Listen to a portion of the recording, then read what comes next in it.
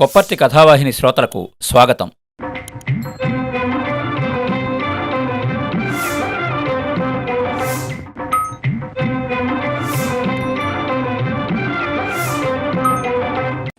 అందరికీ నమస్కారం.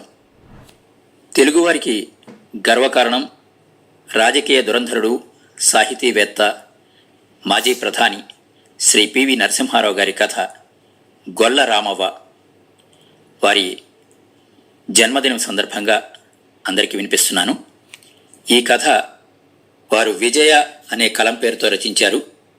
ఈ కథ 15 ఆగస్టు 1949 సంవత్సరంలో కాకతీయ పత్రికలో ప్రచురించబడింది. గొల్ల రామవ్వ కథ రచయిత స్వర్గీయ శ్రీ పివి నరసింహారావు గారు. మీకు వినిపిస్తున్నది కొప్పర్తి రాంబాబు, విశ్రాంత ఉద్యోగి, ఇండియన్ బ్యాంక్, విజయవాడ. ఢామ్ ఢామ్ ఢామ్ బాంబుల ప్రేలుడితో అర్ధరాత్రి ప్రశాంత వాతావరణం చిన్నాభిన్నమైంది. సర్వత్రా నిండుకున్న నిస్తబ్దతను ఆ ధ్వని తరంగాలు ఒక విచిత్ర సంచలనం కలుగజేసి శూన్యంలో విలీనమైనవి. గాఢ నిద్రలో నిమగ్నమై ఉన్న గ్రామమంతా ఒక్కపెట్టున దద్దరిల్లిపోయింది. ఆబాలగోపాలం గొల్లుమన్నారు. నిద్రమబ్బులో ఏమి జరిగిందో ఎవరికీ బోధపడలేదు. ఏదో ఆవేదన, ఏదో చికాకు, ఏదో బెగడు. కానీ అంతా గమ్యగోచరమే. ఊరివారందరికీ ఒకే సమయాన ఏదో మహాభయంకరమైన పీడకల వచ్చి హఠాత్తుగా నిద్ర నుండి త్రుళ్ళిపడి లేచారా అన్నంత అలజడి చెలరేగింది 2 నిమిషాల్లో. ఇంత అలజడి చెలరేగిన బజార్లు మాత్రం నిర్మానుష్యంగానే ఉన్నవి. లోపల నుండి వేసుకున్న తలుపుల గొళ్ళేలు తీసి బయటికి తొంగి చూతామనుకున్న వారి చేతులు కూడా గొళ్ళేల మీదకి పోగానే ఎక్కడివక్కడ జలధరించి నిలిచిపోయినవి. చీకాకు వల్ల కీచుకీచుమని అరుస్తూ తత్తరపాటుతో అటు ఇటూ లేచిపోయే పక్షుల రవం, వాటి రెక్కల తటతట, ఊరి చుట్టూ పెరండ్లలో నుండి కుక్కల అరుపు, దొడ్లలో నిశ్చింతగా నెమరేస్తున్న పశువుల గిజగిజ, అక్కడక్కడ దొడ్ల కంపను విరగదొక్కి ఊళ్ళో తోచిన దిక్కల్లా పరిగెత్తే దున్నపోతుల గిట్టల రాపిడి. ఇది మాత్రమే ఆ తదుపరి వినిపించినవి. అంతేకాని ఒక్కసారి గొల్లుమన్న గ్రామస్తులు మాత్రం అదేదో దివ్యజ్ఞానబోధ కలిగిందా అన్నట్లు మళ్ళీ కిమ్మనలేదు నిజమే. కానీ బొడ్డూడిన కూన పర్యంతం ఎవ్వరూ నిద్ర కూడా పోలేదు. ఏవో గుసగుసలు, ఏవో సేగలు, ఏవో అసహాయ దృక్కులు, ఏవో వినపడని మ్రొక్కులు. తల్లులు పిల్లలకు శ్రీరామరక్ష తీశారు. పిల్లల దడుపు పోవడానికి ఎడమారికాలు దుమ్ముతో నొసట బుట్లు పెట్టారు, వీపు చరిచారు. కానీ పిల్లల దడుపులకు ఉపాయాలు యోచించే తల్లులు తమ దడుపుకే ఉపాయం దొరకలేదు. బొట్టు పెట్టుకున్న చేతుల గాజులు గలగలమంటూనే ఉన్నవి. ఉన్న చోటనే ఉన్న కాళ్ల పాజేబులు కూడా కించిత్తు ఝుంకరిస్తూనే ఉన్నవి. అదొక విచిత్ర ప్రళయం, అదొక క్షణిక మృత్యుతాండవం, అదొక అస్థిరోత్పాతం. 1 గంట గడిచింది. ఎప్పటి వల్లనే నలువైపులా అంధకారం అలుముకొన్నది. చిమ్మట్లు ఏకశృతితో అరుస్తున్నవి. అంతా మామూలే. కానీ నిద్ర మాత్రం ఊరి దరిచేరలేదు. గొల్ల రామవ్వ తన గుడిసెలో చీకట్లోనే కూర్చునుంది. ఆమె కాళ్ళు చేతులు కూడా వణుకుతున్నవి. కొంత వృద్ధాప్యం వల్ల, కొంత భయం వల్ల. ఆమె ఒడిలో ఒక 15 ఏళ్ల బాలిక తలదాచుకుని ఉంది. అవ్వా, ఇప్పుడిదేం చప్పుడే అని మెల్లగా ప్రశ్నించింది ఆ బాలిక. నీకెందుకే మొద్దుముండా, గదేంది గిదేంది, ఎప్పటికీ అడుగుడే, ఏదో మునిగిపోయినట్లు, అన్నీ నీకే కావాలే. బాలిక మళ్ళీ మాట్లాడ సాహసించలేదు. కొన్ని నిమిషాలకు ముసలవ్వ తనంత తనే మెల్లగా గొణగడం మొదలుపెట్టింది. ఏమనుకున్నావే తల్లి, మా పాడు కాలం వచ్చిందే. మీరెట్లా బతుకుతారో ఏమో బిడ్డ. ఈ తురుకోళ్ళ తోట చావొచ్చింది. మొన్ననే 4 తుపాకీ చేసి చంపిన్రు. ఇప్పుడు కూడా ఏదో గసంట అగాయత్తమే చేస్తారేమో. ఏం పోగాలమే వీళ్లకు. మళ్ళీ నిశ్శబ్దం. రామమ్మ, మల్లమ్మ ఇద్దరూ తమ తమ యోచనలో పడిపోయారు. నిద్రకు మాత్రం సంపూర్ణ బహిష్కారమే. 70 ఏండ్లు దాటిన రామమ్మకు జాగరణే, కొత్తగా వయసు వచ్చిన మల్లమ్మకు జాగరణమే. హఠాత్తున కిటికీని ఎవరో తట్టారు. కిటికీ అంటే దాని ప్రాణమెంత. మంటి గోడలో వెలుతురు కొరకని ఉంచబడ్డ ఒక రంధ్రం, దానికి చెదలుపట్టిన ఏదో చెక్కతో చేయబడ్డ 2 చిన్న తలుపులు. ఇదే ఆ గుడిసెకు కిటికీ. ఆ చప్పుడుకు లోపలి వారిద్దరూ ఉలిక్కిపడ్డారు. కూర్చున్న చోటు నుంచి కదలక శ్వాసోచ్ఛాలు బిగబట్టి జాగ్రత్తగా వినసాగారు. కిటికీ తలుపులు గాలికి కొట్టుకున్నవో లేక పిల్లి వచ్చి కదిల్చిందో అని. మళ్ళీ అదే చప్పుడు. ఈసారి అనుమానం లేదు. ఎవరో కిటికీ తలుపులు తట్టుతున్న మాట నిజం. గాలి కాదు, పిల్లి అసలే కాదు. ఏం చేయాలి? ఎటూ తోచలేదు. మళ్లీ చప్పుడు. ఈసారి పెద్దగా వినపడింది. ఏదో స్థిర సంకల్పంతోనే తట్టినట్లు. ఇక లాభం లేదు. ముసలవ్వ మెల్లగా లేవసాగింది. మల్లమ్మ గుండె దడదడ మాత్రం మితిమీరింది. అవ్వను గట్టిగా పట్టుకుని కంపించే గుసగుసలో నాకు భయమైతాందే అవ్వా అనగలిగింది. అట్లుండు, ఏందో చూద్దాం అని ముసలవ్వ దృఢ నిశ్చయంతో లేచింది. అలవాటు చప్పున చీకట్లోనే కిటికీ వద్దకు చేరుకుంది. లోపల గొళ్ళెం తీస్తూ ఎవర్రా అంది. ఆ ప్రశ్న పూర్తిగా ఉచ్చరించబడిందో లేదో ముసలవ్వ నోరు గట్టిగా మోయబడింది. వెంటనే ఒక వ్యక్తి అతి కష్టం మీద ఆ ఇరుకు కిటికీ గుండా లోపలికి చొరబడ్డాడు. అతని పాదాలు లోపలికి నేలకు ఆనినవో లేదో అతడే కిటికీ తలుపులు బిగించాడు. ముసలవ్వ బీరిపోయి నిల్చుంది. ఇంకో మూలన మల్లమ్మ గట్టిగా కళ్ళు మూసుకుని కత్తిపోటుకై ఎదిరి చూస్తున్నట్లు పడి ఉంది. చిమ్మన చీకట్లో ఏదీ కనబడటం లేదు. ముసలవ్వకు మాత్రం సందేహం లేదు. గతానుభవమే అంతా సూచించినది. పోలీసో రజాకారు తురకవాడో ఇంట్లో దూరాడు. ఇంకేముంది, తనకు చావు తప్పదు. తానల్లారుముద్దుగా పెంచి పెళ్లి చేసిన తన మనుమరాలికి మానభంగం తప్పదు. ఎవరెదిరిస్తారు ఈ రాక్షసుల్ని? తాను గోలపెట్టితే మాత్రం పక్క ఇంటి వారైనా వినిపించుకుంటారా? ఊహు, కలలోని మాట. వాళ్ళకు మాత్రం ప్రాణాలు కావా? వాళ్ళ ఇంట్లో మాత్రం పడుచుపిల్లలు లేరా? ఆనాడు అంత పెద్ద కరణంగారి కూతుర్ని బలాత్కారం చేసి ఎత్తుకుపోయినప్పుడు ఎవరేం చేయగలిగారు? ఎవరడ్డం వచ్చారు? ఇప్పుడు తనకు మాత్రం దిక్కు ఎవరవుతారు? ఒక్క నిమిషం లోపల ముసలవ్వ ఇదంతా యోచించింది. ఇక జరగబోయేది ఆమెకు స్పష్టంగా అద్దంలోలాగా కనిపించసాగింది.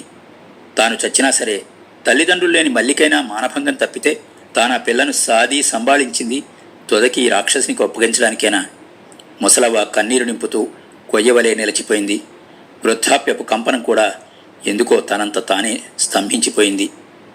ముసలవ్వకు ఆ వ్యక్తికి మధ్య దాదాపు 2 గజాల దూరం ఉంది. యోచనామధ్యంలోని వ్యక్తి ఆమె వైపు 2 అడుగులు వేశాడు. చీకట్లో కూడా సూటిగా సమీపిస్తున్నాడు. ఆమెకు మిన్ను విరిగి మీద పడ్లట్టయింది. ఇంకొక అడుగులో తన బ్రతుకు కొనముట్టుతుంది. ఆ తరువాత పాపం మళ్ళీ అతి కష్టం మీద ముసలవ్వ అయ్యా అని ఏదో అనబోయింది. కానీ మళ్ళీ ఈమె మూతి మోయబడింది. ఆమె ఆ క్షణంలో తనకు తెలిసిన దేవుళ్ళందరినీ స్మరించింది మల్లమ్మ కోసం. ఇంతలో ఆ వ్యక్తి గుసగుస వినపడింది. ముసలమ్మ చెవిలో, చప్పుడు చేయకు. నేను దొంగను కాను, రజాకారును కాను, పోలీసును కూడా కాను. మిమ్మల్ని ఏమీ అనను, లొల్లి మాత్రం చేయకండి. అబ్బా, ఏమిటక్కరి? నమ్మించి గొంతు కోయడానికి చూస్తున్నట్లున్నాడు. తీయని మాటలతోనే సంతోషపెట్టి పాపం మల్లిని. అబ్బా, ఎంతకైనా తగుతారు ఈ రాక్షసులు. అవును, ముందుగా తీయని మాటలు, అవి సాగకపోతే అన్యోపాయాలు. అదే కదా క్రమం. ఎందుకైనా మంచిదని ముసలవ్వ వెంటనే ఆ వ్యక్తి 2 కాళ్ళు దొరికించుకుంది. ఎంతో దీనంగా వేడుకుంది. నీ బాంచను, చెప్పులు మొత్త, నా తలకాయనే తీసుకో, పోర్ని మాత్రం ముట్టకు. అది నీ చెల్లెలనుకో, నీ కాలు ముక్త. లేదవ్వా, నమ్మేమని చెప్తుంటే. నేను దుష్టుని కాదు, నేను మీ అందరి వెంటి తెలుగోణ్ణే. శుద్ధ తెలుగులో మాట్లాడుతున్నాడు. ముసలవ్వ ఇదివరలో ఏ తురకవాణ్ణి ఇంత చక్కగా మాట్లాడగా వినలేదు. తొస్సెగా మాట్లాడే నైజాం తురకలనే చూచిందామే. కాబట్టి ఈ వ్యక్తి తురక కాడేమోనని తర్కించుకుంది. కొన్ని నిమిషాల పాటైనా చావు మానభంగం తప్పినవి.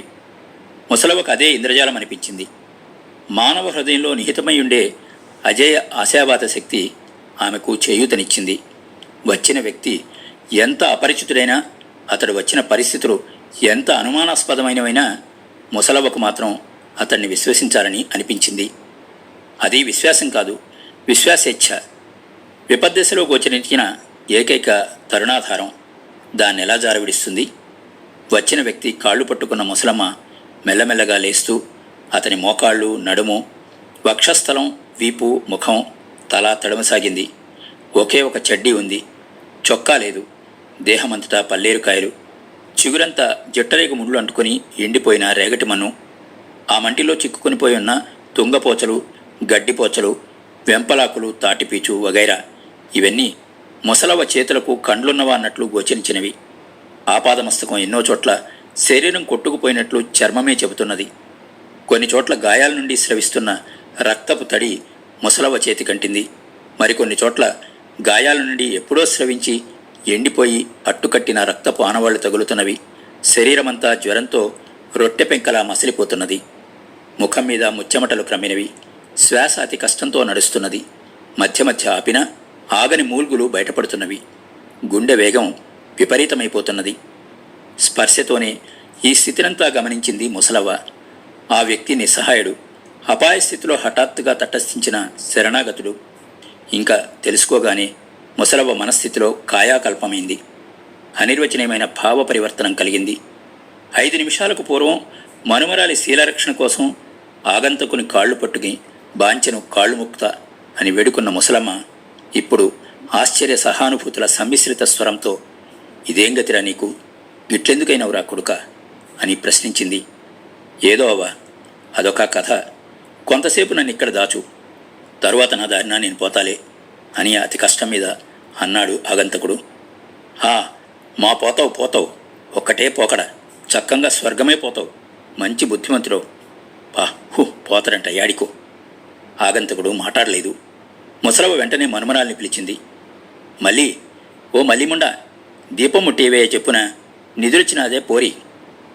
దీపం మాట వినగానే ఆగంతకుడు ఉలికిపడి అన్నాడు, అబ్బో వద్దవా వద్దు, దీపం వెలిగించుకు నీ పుణ్యం, పోలీసులు నా వెంటపడ్డారు, పట్టుకుంటారు. ఇక చాలే మాట్లాడుకు, పోలీసుల కన్నా ముందల సావుదేవతే పట్టుకునేట్టున్నది నిన్ను అని ముసలవ్వ గద్దించింది. మల్లమ్మ దీపం వెలిగించింది. ముసలవ్వ ఒక మూలకొక గొంగడి పరిచింది. దీపపు వెలుతుల్లో ఆగంతుకుణ్ణి కొంత తడవు పరీక్షించింది. బక్కపలుచని యువకుడు, 18 ఏండ్లకు మించని వయసు, నూనుగు మీసాలు, గంభీరతను సూచించే కండ్లు, సుకుమారమైనప్పటికీ చావతీగా బెత్తం వలె వంగగల దేహం, సౌమ్య సౌజన్యాలీనే ముఖమండలం. ఆ యువకుణ్ణి చూచిందో లేదో ముసలమ్మ ఆశ్చర్యం మేరమీరింది. రాజోలిగి ఉన్నావు కొడుకా, నీకెందుకు వచ్చిరా ఈ కట్టం? పండు ఆ గొంగట్ల పండు, బీరిపోతావిందిరా పండు. ఆ గట్ల మల్లిపొరి కుంపటి మీద కడుముంతడు నీళ్ళెక్కియే. అబ్బా, మంజుగరున్నోలికే కదులుతుంది మబ్బుముండ. ఈడ పోరని పానం పోతా అంటే దీనికి నిర్దమబ్బే వదలలేదు. కాని చెప్పనా, ఎక్కిచ్చినవా కడుముంతా? ఇగరా, దీపం పోరం దగ్గరికి తే, దీపానికి ఇంటి తలుపుకు నడుమ నా గడించి నిలబెట్టు, దానికి నా గొంగడి ముసికి వేసినవా? ఆ గట్ల ఇప్పుడు కొద్దిగా హుషారైంది. పొల్ల మొగుడు 4 మలకల పెయ్యి మొదలు పెడితే ఇంకా కుదురుతుంది చురుకు. కొద్దిగా సంతుంచి ఓ కుంచుడు బోర్లి దీపంత మీద, ఆ పోర్న మీద ఎలుగుపడాలే, కడుమ దిక్కల్లా చీకటి ఉండాలే. గట్ల కావాలి ఉపాయం. గంతే, ఉన్నదే వనరు నీ దగ్గరే, మా చేత్తోలే సంసారం. ఈ కోకో వాడి పక్కన ముండ్లు తీసే ఉల్లులుగా. అయ్యో సిగ్గైతే అందా వాణ్ణి ముట్టుకుంటే? ఏం మానాపతివి కదనే, నీ సిగ్గు అగ్గిలపడా? వాని పానం తెత్తవా ఏం? సిగ్గు అనుకుంటా. చెయ్యి చెప్పిన పని. పాపం పీనుగోళ్లే పడున్నాడు కదే, వాని చూస్తే జాలి పుడతలేదే నీకు దొమ్మరముండా? గట్ల నొప్పించకు పాపం. మహాప్రవాహం వల్లే సాగిపోతున్నది ముసలవ్వ గొణుగుడు ధోరణి. అందులోనే చీవాట్లు, అందులోనే వినోదం, అందులోనే ఆజ్ఞలు. ముసలవ్వ ఆజ్ఞలన్నీ చకచక అమలవుతున్నవి. యువకుడు నిజంగా అర్ధశుద్ధావస్థలో పడి ఉన్నాడు. మల్లమ్మ జిట్టరేగుముండ్లు ఒక్కొక్కటి తీస్తున్నది. యువకునికేదో కొత్త లోకం వచ్చి పడ్డట్లయింది. ముసలవ్వ మళ్లీ ప్రారంభించింది. వచ్చినాయా ముండ్లన్నీ? మా కట్టపడుతున్నావే పొల్ల, పుణ్యముంటుంది నీకు. మళ్ళా పెతరమాసకు తుంటకొక్కంతా బుడ్డోని కంటవులే. సరే ఇకబట్టు, నీళ్ళెచ్చబడ్డాయి. ఈ పేగు నీళ్లల ముంచి వాని గాయాలని కాపు. ఆ రౌతం మరకలు మంటి ముద్దలు తుడిచిపోయి తానేం చేసినట్టు కావాలే పాపం. ఎంత సుఖాసిపోయే పొల్లంది, ముట్టుకుంటే దూదోలిగితే తలుగుతాంది. ఎసంటోనిగా తెచ్చిందే. చూస్తూ మల్లమ్మ పరిచర్య వల్ల యువకుని గాయాల బాధ తక్కువైంది. దేహమంతా శుభ్రమైంది. మెల్లమెల్లగా తేరుకున్నాడు. ఇంతలో ముసలవ్వ తలలో ఏదో తెచ్చింది. యువకుని తలాపను కూర్చొని అతని తలని మురుతూ గొనగసాగింది. ఇగలే కొడుక, కొద్దిగా గింత గటుక చిక్కటి సల్లల పిసుక్కుని గింత కడుపులో పడేసుకో. ఎన్నడన్న తాగినావు తాతా గట్క? వరిబో తినేటటికి నీకేమిరిక? గొల్లరామి గట్కంటే ఏమనుకున్నావో పొయ్యే పానం మరలుతుంది. చూడు మరి, కులం చెడిపోతానని భయపడుతున్నావా? నువ్వు బామనోడవైనా జంగమోడవైనా ఏకులమోడవైనా సరే మొదలు పానం దక్కించుకో. అంతకైతే నాలిక మీద బంగారి పుల్లతోటి సురుకు పెడితే పోయిన కులం మల్లత్తదట కాదు. ఇక తాగిపారే గటగట. యువకుడు లేచి కూర్చున్నాడు. ముసలవ మాటలకు కొద్దిగా నవ్వు వచ్చింది అతనికి. చిరునవ్వు ముఖంతో ముసలవ్వను చూస్తూ తలే అందుకున్నాడు. అందులోది నవజీవన సర్వస్వసారమన్నట్లు ప్రీతితో గటగటా తాగాడు. ముసలవ్వ మాట అక్షరాలా సత్యమైంది. సగం పోయిన ప్రాణాలు తిరిగి వచ్చాయి. యువకుని ముఖం మెల్లమెల్లగా వికసించింది. కండ్లలో జీవనజ్యోతి వెలుగజొచ్చింది. ముసలవ్వకు పూర్ణ సమాధానమైంది. యువకుని వైపు చూస్తూ ముడతలు పడ్డ ముఖంతో నవ్వుతుంటే ముడతలన్నీ అంతర్ధానమైనవా అనిపించింది. కొన్ని నిమిషాల పాటు అలాగే ఉండిపోయారు ముగ్గురు. యువకుని దేహాన్ని ప్రేమతో నిమురుతున్న ముసలమ్మ చేయి హఠాత్తుగా అతని చెడ్డీ జేబు వద్ద ఆగిపోయింది. వెంటనే గిదేంద్రో అంటూ ముసలవ్వ ఆ జేబులో చేయివేసి ఒక ఉక్కు వస్తువ తీసింది. అది రివాల్వర్ అవ్వా, తోటాల తుపాకీ అన్నాడు యువకుడు. ఎందుకు కొడుకో తుపాకీ? మమ్మల్ని గిట్ల చంపుదామనుకున్నావా ఏంది అన్నది ముసలవ్వ. లేదవ్వా, మిమ్మల్ని చంపేవాళ్ళని చంపే అందుకది. ఈ రాత్రి 2 పోలీసులను హతమార్చాను. మొన్న మీ గ్రామంలోని 4 నిర్దోషుల్ని కాల్చి చంపిన పోలీసులే. ముసలవ్వ ముఖలక్షణాలు వర్ణనాతీతంగా మార్పు చెందినవి. మొదట కొద్దిగా భయం, ఆ తదుపరి తెగువ, ఆ తర్వాత ఉత్సాహం, ఆ వెనుక విజయోల్లాసం క్రమశః గోచరించినవి. యువకుడు ముసలవ్వ ముఖాన్ని సూక్ష్మంగా పరీక్షిస్తున్నాడు. భావ పరివర్తన చూచిన కొద్దీ అతని మానసం పరిపరి విధాలా తర్కించుకుంటున్నది. ఆ విషయం ఎందుకు చెప్పానా అన్న పశ్చాత్తాప రేఖ కూడా అతని మనస్సును ఒకసారి స్పృశించిపోయింది. ఏమంటుందో ఈ వృద్ధురాలు? శతాబ్దాల దాస్యం అనుభవించి దళితమైన ఈ అమాయక గ్రామీణ సమాజంలో తేజమెక్కడ శేషించింది? ఎలాగైనా ఆ గుడిసె ఆశ్రమం నుండి తనకు ఉద్వాసన జరిగి తీరుతుందని అతనికి తోచింది.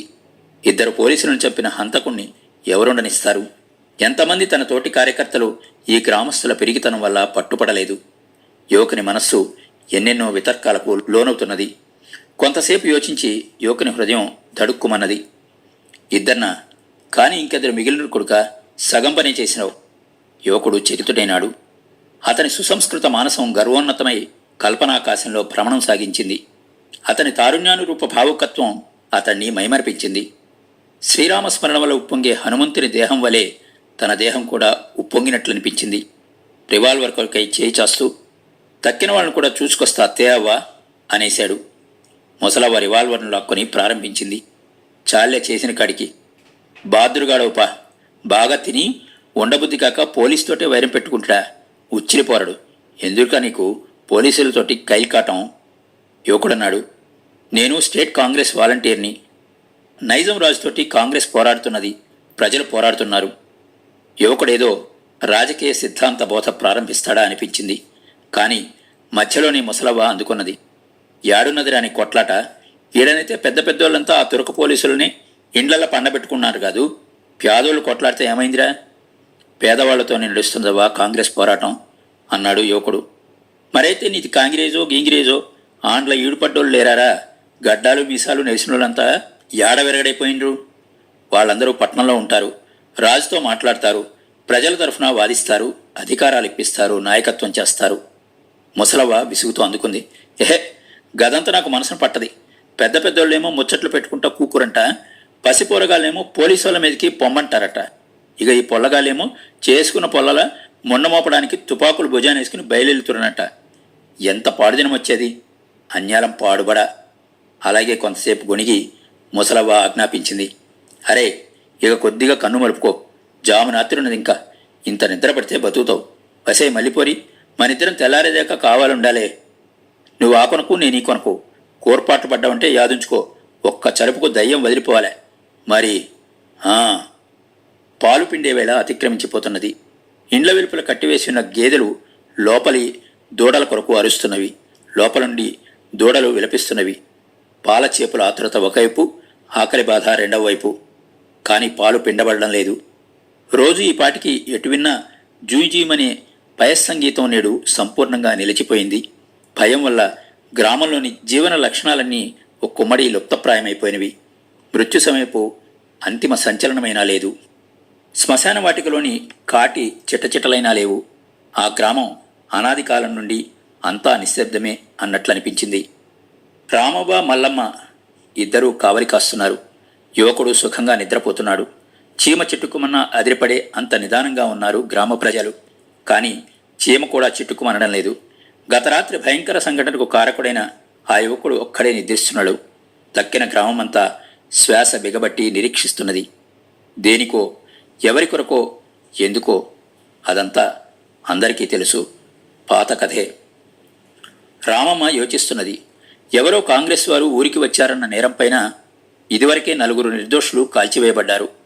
ఇక ఈసారో ప్రత్యక్షంగా 2 పోలీసులు చంపబడ్డారు. ఠాణా భగ్నం చేయబడింది. ఊరినంతా దగ్ధం చేసి ఊరివారినందరినీ కాల్చివేసినా ఆశ్చర్యం లేదు. అదొక పండుగే. ఏ ఒక్క ఇంట్లోనో పోలీసులు చొచ్చి హత్యలు, మానభంగాలు సాగించడం, పక్క ఇంటి వారు కిమ్మం లేకపోవడం, ఈ విధంగా ఒక్కొక్క ఇంటి లెక్కన తుదకందరిది అదే గతి పట్టడం, ఇంతకన్నా ఊరివారందరూ ఒకేసారి చంపివేయబడ్డం మేలు కాదా? 10 మందితో చచ్చినా మంచిదే, బ్రతికినా మంచిదే, కుక్క చౌకన్నా. నిద్రిస్తున్న యువకుని తలనిమురుతూ రామమ్మ గొణిగింది. అబ్బా, ఏం పోరడు! ఈ సోంటి ఎల్లంతమంది చావాలనో ఇంకా. అకస్మాత్తుగా బజార్లో మోటార్ ట్రక్కు చప్పుడైంది. ఎటు విన్నా బూటుకాళ్ల తట్టతట్టలే వినరా సాగినవి. ఏవో అరుపులు, తురక భాషలో తిట్లు, దుర్భాషలు, ప్రగల్భాలు, చటేల్ చటేల్మని మధ్య కొరడా దెబ్బలు. చస్తి నీ బాంచను, నాకెరకలేదు, అయ్యో, వావో, వాయో అన్న అరుపులు, మిన్నుముట్టే ఆక్రోశాలు, అంతకు మించిన క్రూర నినాదాలు. ఒండడితో పోటీ చేస్తున్నవి. మనుష్యులు ఉన్నవారున్నట్లు బజార్లలో ఈవబడుతున్నారు.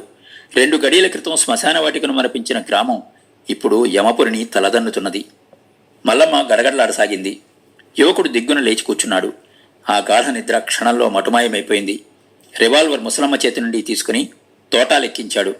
బయట జరుగుతున్న అలజడి 2 నిమిషాల వరకు విన్నాడో లేదో అతనొక్క మహావేశం ఆవరించింది. ముసలవ్వ స్థితి మాత్రం చెప్పేట్లేదు. అది భయం కాదు, వ్యాకులత కాదు, దుఃఖం అసలే కాదు. అపూర్వమైన నిశ్చలత్వం, గాంభీర్యం ఆమెలో ప్రవేశించినవి. బయటి హాహాకారం చెవి సోకిన కొద్దీ ఆమెలో కూడా అదొక రకపు ఉద్వేగం బయలుదేరసాగింది. రివాల్వర్ తోటాలో నింపుకుని యువకుడు దిగ్గున లేచాడు. తలుపు వద్దకి చకచకా నడిచాడు. గొళ్ళి మీద చేయి పెట్టాడు.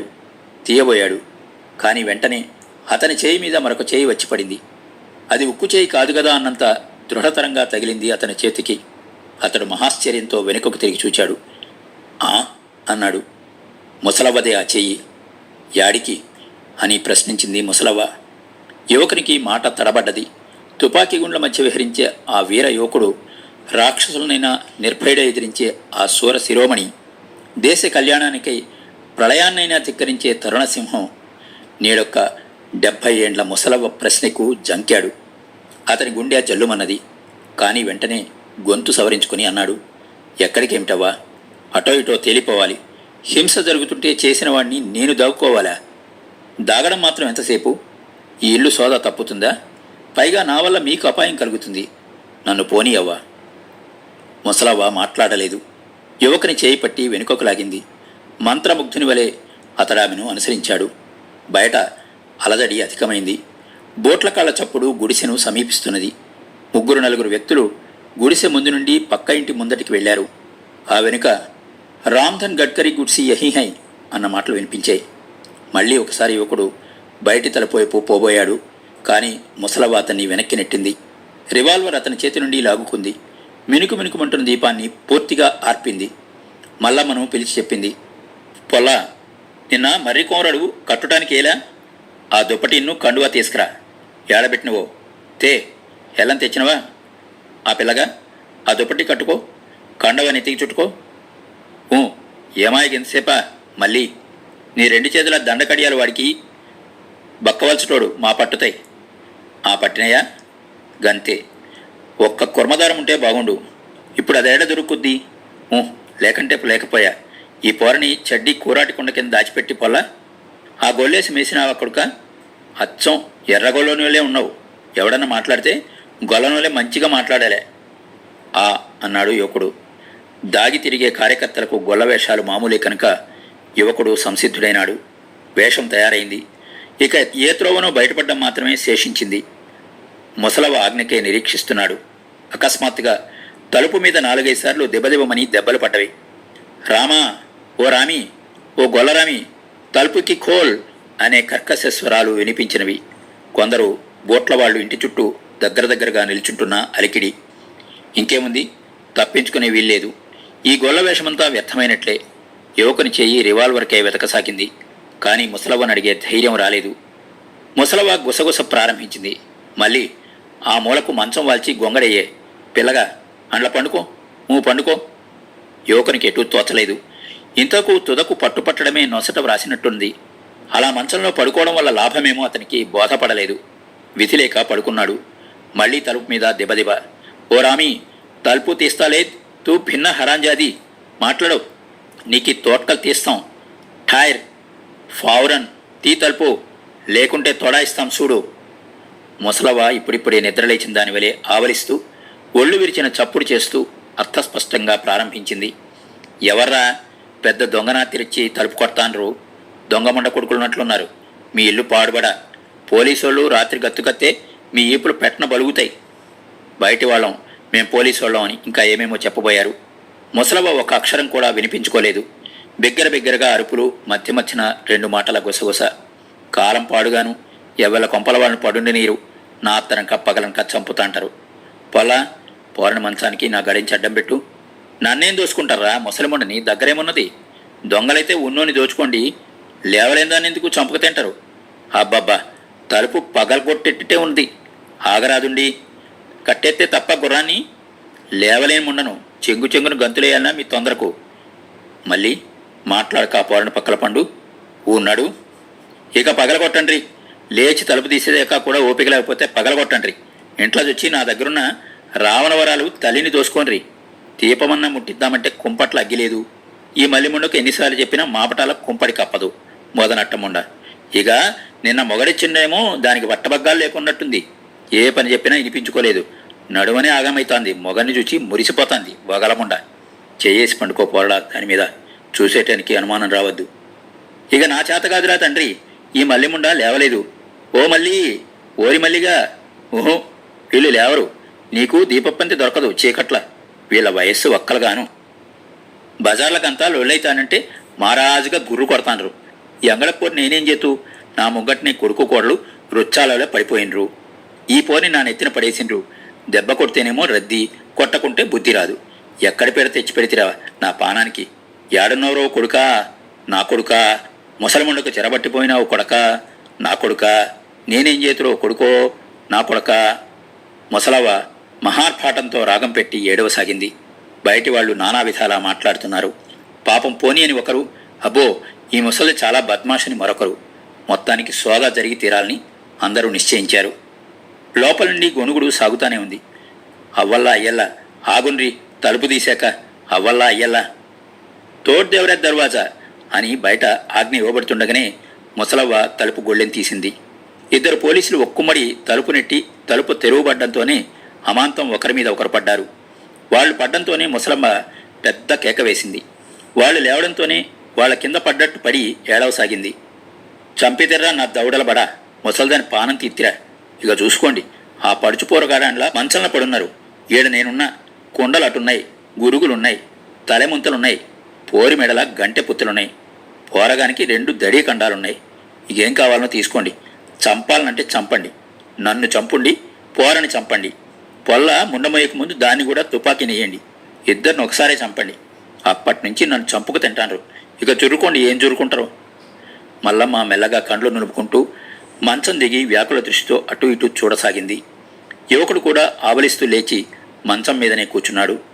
పోలీసు వారందరూ ఒకరి ముఖం ఒకరు చూసుకోసాగారు. ముసలవ ధోరణి నడుస్తూనే ఉంది. ఇంకే చెత్తలో చేయరాదురండి, తుపాకులున్నాయి కదా, చంపరాదుండి నన్ను. ఇక బతికిన నొద్దులు బతుకుతానా? యువకుని వైపు చూపిస్తూ పోలీస్ జమాదారు ప్రశ్నించాడు. వాడు ఎవడునో చెప్పు, కాంగ్రెస్ వాడా ఏం?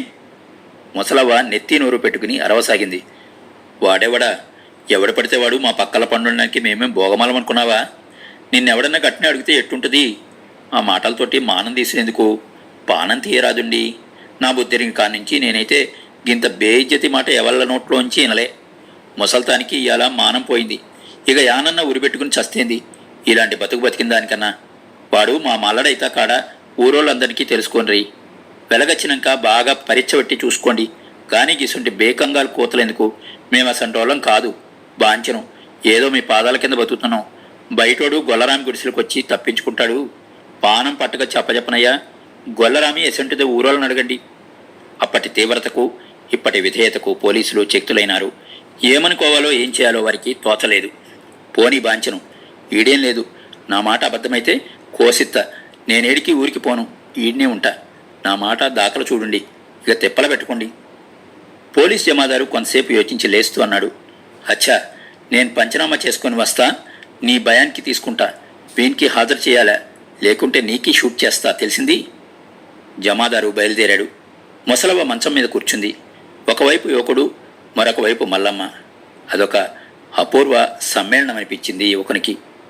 అవ్వా, నీవు సామాన్యురాలవు కావు, సాక్షాత్ భారతమాతవే అన్నాడు యువకుడు భావలీనతలో కండ్లు మూసి.